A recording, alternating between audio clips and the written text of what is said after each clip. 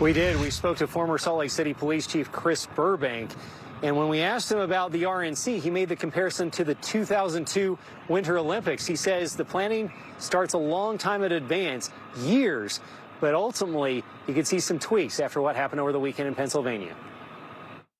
For a Trump campaign event, there would have been multiple layers of security. Sniper teams, SWAT units, canine deployment. And there would have been a comprehensive plan in place to deal with possible threats. We're looking at, tracks in the dirt to see if there was somebody here in the past that may be here in the future, sort of thing. Even at that, this still happened. It's so difficult to predict human behavior and human behavior in this climate.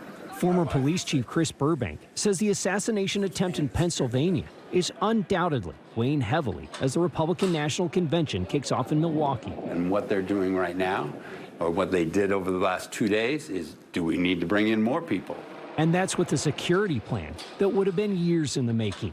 He saw that kind of planning as a police sergeant back in '02. And I was assigned to the Secret Service, actually moved in their office here, and did nothing but Olympic security for 2 years.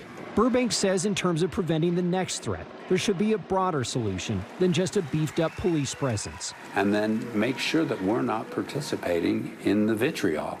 He's now among the voices calling for a dialing down of the political discourse that has made the threat environment even more complicated. The more common sense people that stand up and say that is the wrong thing to do, or I'm not going to follow the crowd, well, the better off we are. Well, Burbank says recent events do factor into the security equation. He said back in 2002, 9/11 led to him getting 1,000 National Guard troops to help oversee Olympic Square.